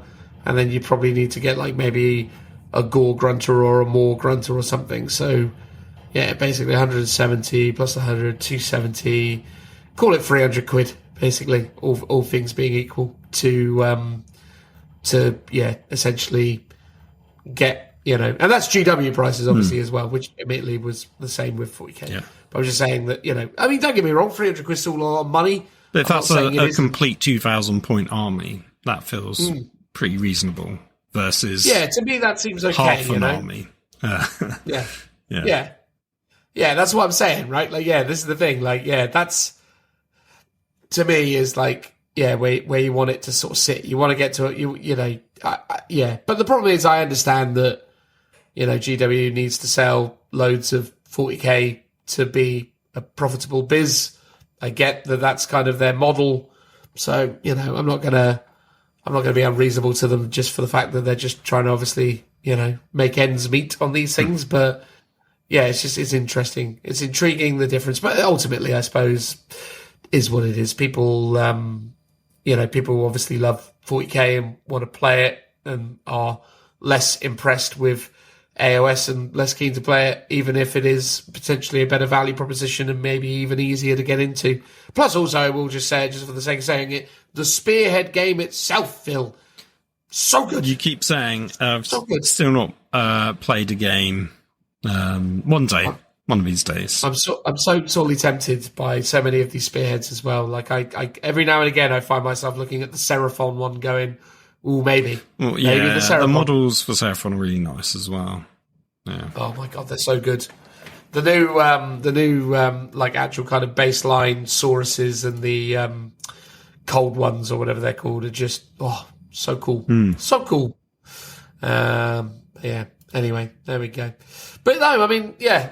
I suppose the other thing that's really weird, because one of the things that came out of a geezer who's now like the head honcho of 40k did an interview on Warhammer plus Warhammer TV where he talked about codex construction, and he was talking about, amongst other things, concerns that had been identified around the amount of the firing sequence, i.e. the roll to hit, roll to wound, roll damage, roll save, roll damage, resolve damage, blah blah blah blah blah, and that was super interesting. But I think before we started recording, you raised a really good point, which was, one of the things that's so weird as well with 40k and these kind of units and these kind of things, and one of the things that's quite rumoured for Guard is that we're moving into a scenario where the Guard squads might actually be able to take a lot of different weapon options. That's kind of the vibe, isn't it? Yeah, I think they can take a reasonable amount now, but I think it looks like it's going to be worse in the new edition, where rather than being restricted by what was sort of historically there from a lore perspective. So a standard infantry guardsman squad, you'd have 10 guys. One guy would be the sergeant with a las pistol and a chainsword, for example, or a power weapon of some description. Then you'd have 9 guys with las guns and an option to swap out one of those guys with a specialist weapon. And that was it. You'd have 1 specialist weapon per unit. And apparently it looks like we're getting, at least for the Krieg one, up to 4 different specialist weapons in a 10-man unit, which seems quite insane. Doesn't feel very thematic or sort of lore accurate from what we've had historically, and it feels like it's just down to the box composition, and now the box composition is dictating what the loadouts are in the game, rather than the rules of the game dictating the loadouts and the box content supporting and supplementing that loadout. So what I would like to see is, I want to be able to take 9 guys with las guns. I can swap one of those out with a specialist weapon, whether that's a plasma gun, a melter gun, a flamer, grenade launcher, those sorts of options. And the kit should allow me to build one model with all of those options. And I think because it's the Kill Team one, and this is what we talked about before, where Kill Team just has too many options. So I think you can build multiple models with those specialist weapons. They're now being ported over into the 40k game. And as we're saying, in terms of dice sequencing, it's like, sure, maybe, because in the example he gave in the interview, it was things like random attacks at the beginning, adds an extra dice roll, things like feel no pain or invuln saves at the end also add on to the attack sequence along with the damage roll as well. So they're all extra things that we had before. But it's like, yeah, you can remove those to speed it up, but if your bog standard infantry squad is rolling 1 las pistol, 5 las guns, and then 4 different weapon types that each have their own different attack sequence, whether it's a flame or grenade launcher, that's a lot of different dice rolls. Whereas it used to be previously, especially for Krieg, I had 10 las guns. I didn't even have las pistol. I had 10 las guns, and I just rolled them all at once. And that is perfectly acceptable and very efficient when you're going to have 5 of those squads on the table. If I'm rolling effectively 50 to 100 dice, because if I was in rapid fire range, I'd be rolling 2 shots each. That's a relatively quick system. But if each of those 5 units have all these different combos of weapons, that's just going to slow the game down an incredible amount. And that is a flaw in what feels like the current direction they're doing the rules, and it just feels a bit backwards. It's that kind of model first sort of paradigm that they have, which can work, but in terms of dictating what war gear options should have, especially when all war gear is currently free, right? So there's no incentive to not take the better weapons, the specialist weapons, which I think, again, is a flaw in this system, because everyone's going to... If you can take 4 specialist weapons in a unit, everyone's going to be doing it, because why wouldn't you? Because a melter gun is always inherently going to be better than a las gun. No, indeed. And I do find it really interesting. I mean, having been playing Drakari relatively consistently across the edition, I can say that's definitely one of the things that consistently bogs down that particular army, because if you have the warriors, they have a similar thing where they have access to like 5 different types of weapon, and you do just basically go through it and you're like, okay, splinter cannon, splinter rifle, blaster, whatever. You just keep going through it, and it's just a bit, it's a bit tedious and a bit odd. Because the Repulsor had that same problem in, like, I think 8th and 9th edition, and then they have eventually just changed it to have defensive weapons for all its sort of small firearms. So it didn't really matter whether you were going for the grenades or the sort of bolter options. It's just one profile regardless, and it was, sort of like 9 shots or whatever, rather than it being a bunch of individual shots instead. So they do know about these sorts of issues, and they do streamline it, or they have streamlined it in the past where they can do. But it's sort of interesting the route they're going down now, and likewise similar with the fracturing of the infantry squad, because as we mentioned in the previous segment, there's no infantry squads anymore that are generic. They're all sort of sub-faction specific, and that feels a bit of a shame, but it's being led by the boxes. I guess they could have given you just one bog standard infantry squad with all the different weapon options from all the different boxes. And then if people wanted something that they maybe Krieg models don't have, they would have to kit bash it and stuff like that. But obviously they don't want to encourage that kind of behavior. So I guess, they're sort of splitting things out in different routes. So it just seems odd that you can have an army with, I guess infantry squads is never limited anyway. Well, no, it's up to 6, isn't it? Because it's battle line.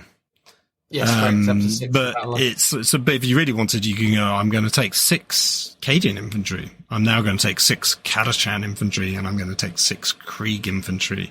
And likewise, same with command squads and stuff. So you could really, double up on everything, which just seems insane. But it's just a different mindset, I think, and it's not one I'm completely sold on.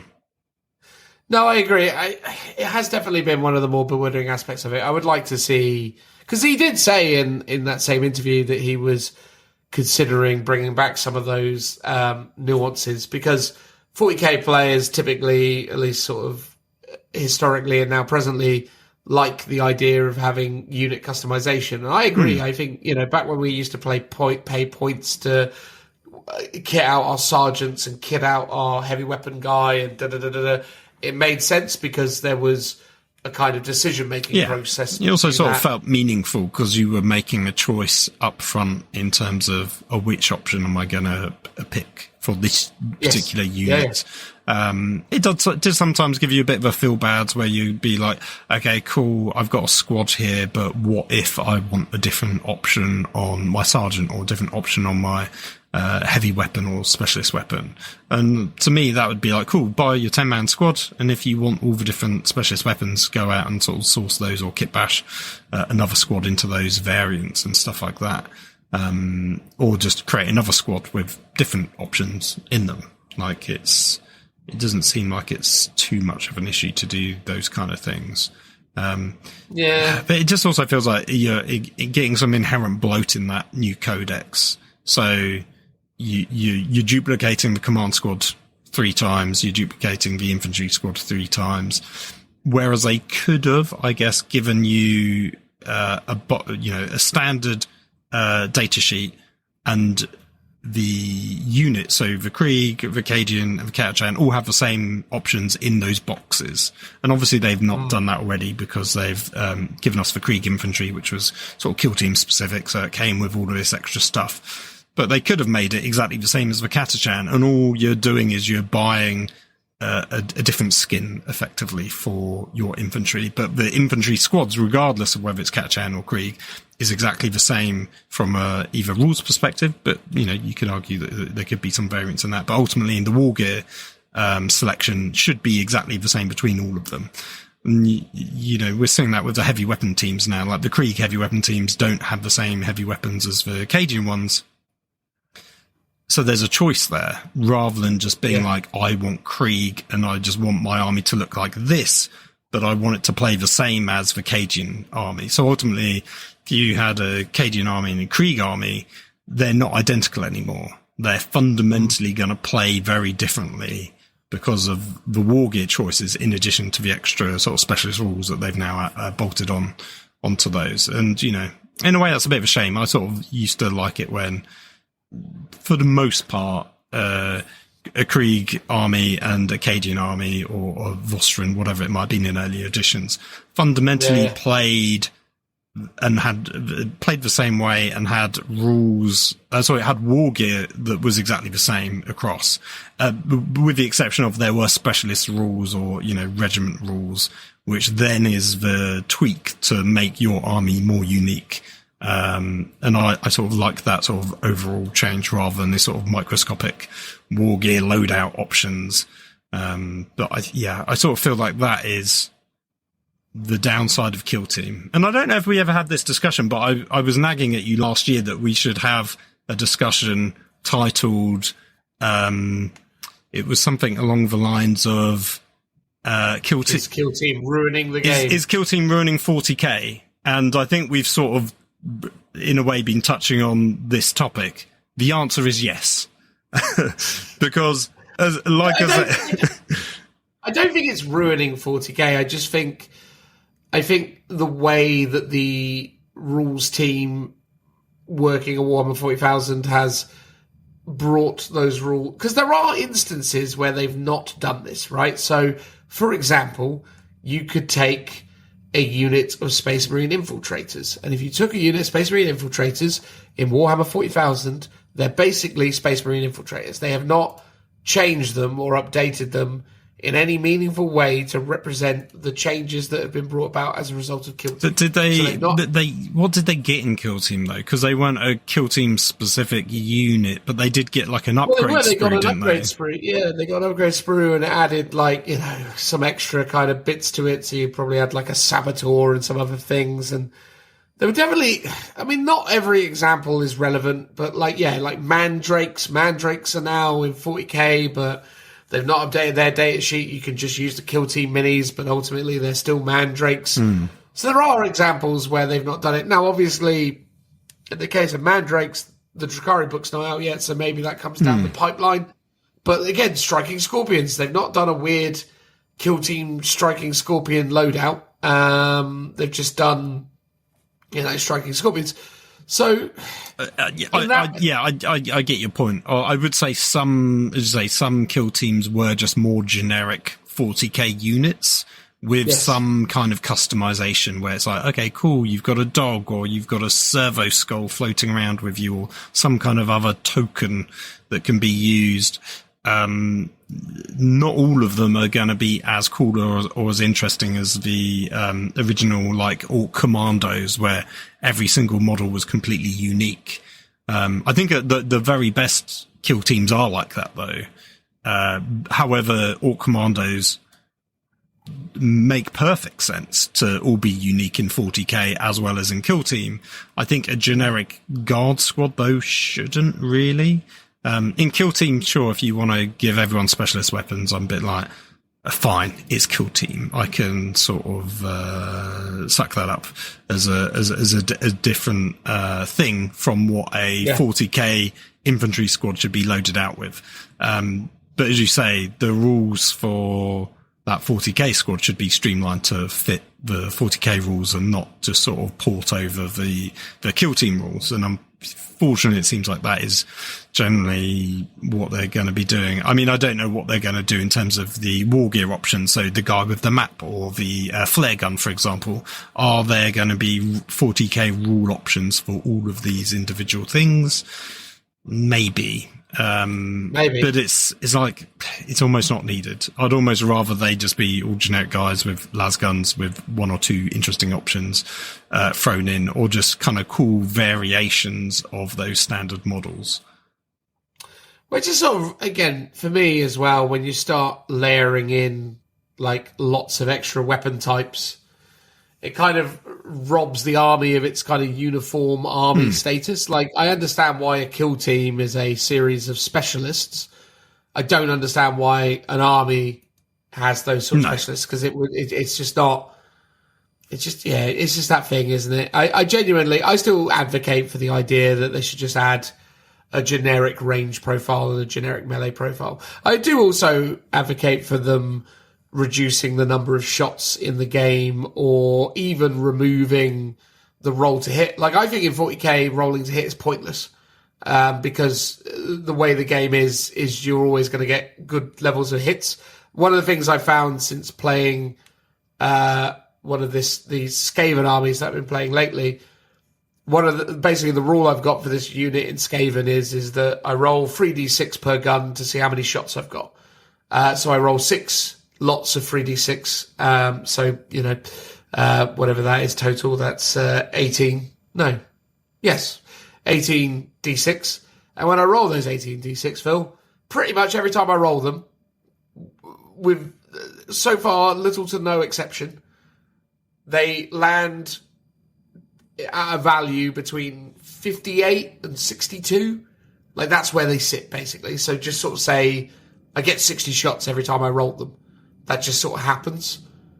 There gets a point where you're rolling so many dice that the randomness actually just kind of gives way to statistics. To the averages. Yeah. Yeah, exactly. Yeah. And it becomes that thing where, like, ultimately, if an orc unit is going to shoot 3 times per orc hitting on 5s, maybe just say an orc model gets 1 hit and just call it a day with a range thing. Like, I know it sort of takes some of the fun out of it, but really, I mean, ultimately, if you had 10 orc boys with guns and you just picked up 10 dice and just rolled to see what the wounds were, like whether you wounded or not, like, to me that feels. I mean, again, it's weird to say that would be better, but I think it would be better for streamlining the speed of the game, even though I accept and understand that people like roll to hit, roll to wound. But I think, we're quite conditioned to like it, whether it actually has any meaningful impact on things. Yeah. Because the reality is if you turned around to the orc players and said, you're just bad at shooting, get over it, they wouldn't, would they? Because they didn't, because this is what got us here.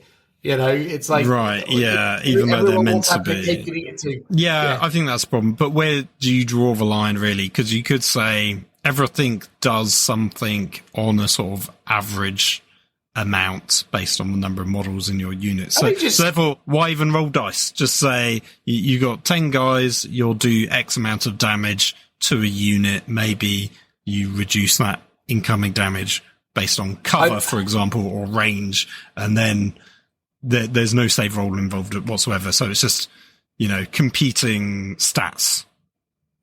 Yeah, so here's my thing. Based on how 40k plays today, I genuinely have 3 things that I would do just to basically, based on how it plays today, just to streamline it more. This is incorporating the notion that you're simplifying their... So 4 things. Simplify their profiles so as they've got 1 range profile and 1 melee profile per unit. So essentially remove that complexity. Remove hit rolls and range, because they're both pointless, because you always hit and you always are in range. There's no point. Like, unless you're carrying melter pistols, you're always in range. So it's like, get rid of that. There's no point. Don't roll a hit. Don't roll a hit. Don't have ranges. So that's 3 of the 4. And the 4th one is charges. The charge phase should be the first phase of the game after the command phase. So this is a bit like old, well, I don't know what current kill team's like, but old kill team. So you charge in your movement phase, right? Yes, correct, yeah. Okay. Or rather, it would be a charge phase, but it would be the first phase that you do. Okay, I mean, I don't mind that one. I'm less keen on the others. I mean, if you want to, say, do away with random attacks, I completely get that, because they're within the game trying to do away with it themselves. It's rather than it just being a D6 number of shots, it's D6 plus 3 or D3 plus 1 or whatever. They still want that sort of random variance, which I can understand, but with certain weapons, it's quite penalising. Likewise, damage roll. If you've got your 1 las cannon, you roll a 1, that feels terrible. If you roll a 6, that feels terrible for your opponent. So, you know, but doing that, you sort of end up in a world of potentially like Age of Sigma, where everything feels like it does 1 to 3 damage. Like there's never these very high damage attack rolls, with the exception of very big things. And yeah, you do get a lot. You lose the randomness of the game, but I think a lot of people don't like that randomness because it can feel quite horrible. Your one-shot las cannon that you half the time are missing, and then that one time you hit and the person fails their save, you roll a 1 to your damage. That just seems rubbish. So if you do want a streamlined game, you take away the sort of random attacks and random damage at the ends of the sort of the dice roll stream, so to speak. I can sort of see you getting more efficiency out of the game in the long run. But as you say, things like attack profiles being streamlined. I mean, personally, I like some of the crunch in the game. I like different weapons to do different things. I don't mind a specialist weapon in a squad doing a different thing from the rest of the squad. I want to keep things like your strength and toughness and your wound roll. I'd like to keep that in the game still. I don't want to dumb it down too much to the point where it's basically Armageddon, where it's like, cool, that unit just does a couple of things that is just a bit generic to the other unit. That's fine on these really sort of, small scale games, or big scale, depending on your perspective, when it comes to Epic. But the charge stuff, that's all good, I think. Yeah, I mean, the charge thing to me, it sort of makes sense because it removes the... I understand why when Jez created 3rd edition 40k alongside various other contributors that he wanted to have a system that was based around move, shoot, charge, fight. Because he baked into that system layers of decision-making, i.e. move, shoot, can't charge because you shot. Move, shoot, can shoot, but... You can only charge, like, the thing you shot at if you had an assault weapon and things like that. Yeah. There were different things, whereas now they've taken away all of those snags, and they've replaced it with do what you want. You can do all of it, and therefore the game is a lot less streamlined, because... It used to be, cool, I'm moving a bunch of stuff or I'm advancing a bunch of stuff, but none of those things are either shooting or charging. But now, predominantly, all of those things are happening all at once. Actually taking away some of those things, where it's like, cool, if I'm charging this turn, I'm not shooting, unless I've maybe got pistols, which is a much more rare case. And, because I'm only charging... instead of moving, or maybe I'm double moving as my charge, however we want to do it. That would be the I'm not charging turn 1, for example, or maybe even turn 2, so therefore there's a lot less combat at the onset of the game, which would then again speed up the game, because you're not getting stuck in from turn 1, which ultimately is one of the reasons why I think the game gets really slows down quite often. I agree. I think that's the thing. I think there's lots of things they could do. I'd be really intrigued to see what they do in 11th when it comes around. But pal, I need to call it a day because I am shattered and I have loads on tomorrow. So it's been a pleasure as always. Is there anything you wanted to say before we say goodbye? No. Obviously, this is our first one, and we mentioned before it's first one of the year. Obviously, not first one ever. That would be silly. Welcome back, everyone. We're saying this at the end. Glad you're still with us. We will have said it at the start as well. No, we're saving it. We're saving it for now, Dan. Oh, okay, we're saving it for now. We won't say hello at the start. Of course we will. Of course we will. Not. Oh, okay. We won't welcome them back. We'll just say hello. That's the difference. Oh, we see. I see. All right. Yeah. See you in the next one. How about that? There you go. Yeah, we will do. We'll promise we'll do better. I apologise. I've been dealing with stuff. If you know, you know. I won't bother mentioning it here, but yeah, you know, it's been a process. Thanks for everyone who's been cool. Thank you for sticking with us. Happy New Year. And yeah, we're looking forward to doing more of this in 2025. So yeah, appreciate you. Have a good one. Bye-bye. Bye-bye. Bye.